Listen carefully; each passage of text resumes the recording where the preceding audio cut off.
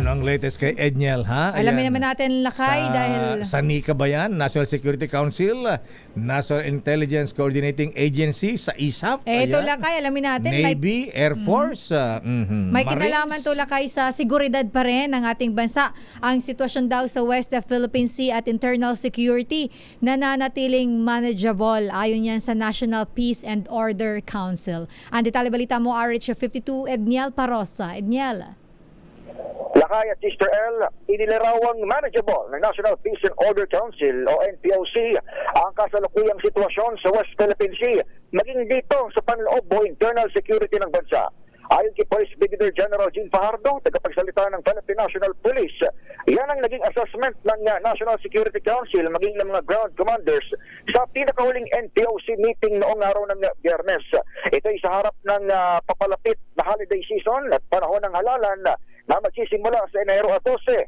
Sabi ni Fajardo sa pulong balitaan sa Campo Crame, nagsumiti na rin ng potensyal na magiging election areas of concern ng PNP. Pero sasalang pa ito sa validation ng Konseho kasama ng Armed Forces of the Philippines o AFP, maging ng Philippine Coast Guard. Pakinggan natin ang pahayag ni General Fajardo. On the part of the NSC ay nag-present din po siya ng with respect naman po doon sa situation po doon sa West Philippine Seas na the situation remains manageable naman po. And of course, yung ating security preparation for the election. At din even yung ating internal security, ang sinabi naman po ng ating mga commanders ay it remains manageable at least up to the time na tayo po ay nagsasagawa po ng National Peace and Order Council.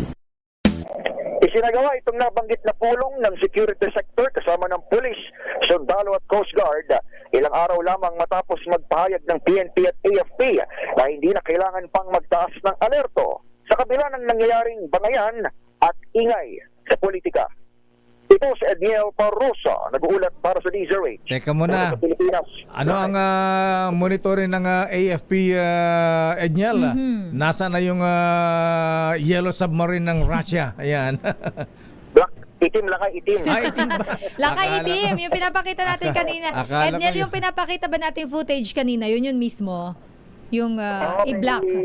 Videos Ito. ng AFP na inilabas dito sa RHTV.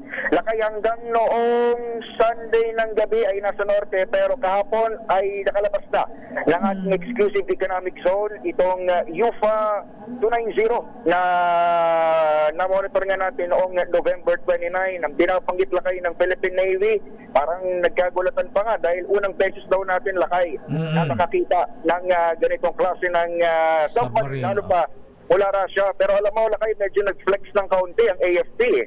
Bakit? Nung na-monitor yan, ang ipinadala agad ng Philippine Navy lakay, yung ating BRP Jose Rizal. Yung warship natin na yan ay may anti-submarine capability lakay.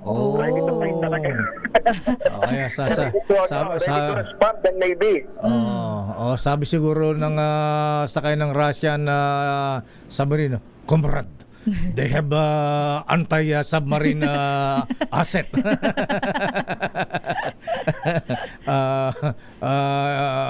Let's go. Let's go back to Russia. Okay, maraming salamat, Edniel. So nakaalis na pala sa sa EEZ. territorial waters ng Pilipinas. Oo, correct lakay. Actually, hindi naman pumasok ng territorial waters hanggang EEZ lang. Exclusive economic zone na Ayun nga. pinapakit ng Philippine Navy. Yung nga ang tinatanong ko kanina, Edniel, kasi kung high seas yan, territorial, nasa international waters yan, neutral yan. Oo.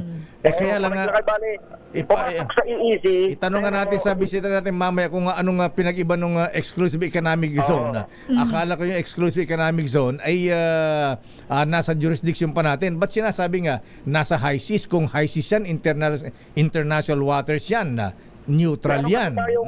Meron kasi lakay na ino-observe na freedom of navigation. Lalo pat kagaya nung yung tubig natin dyan sa kanluran, yan ay daanan talaga lakay ng mga sakyang pandagat. Ngayon, yung EEZ kasi, yan ay tinutukoy yung EEZ kung saan exclusive yung mga nakukuha mong mga isda, for example, o resources.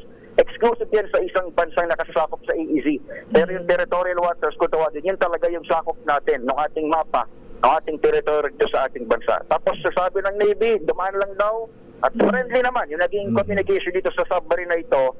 At yun, ang pinanindigang statement ngayon ng ating hukbong dagat. Testing the waters daw. Okay, maraming salamat, Enyel. Balik sa inyo, Lakay at Sister El. Damdamin.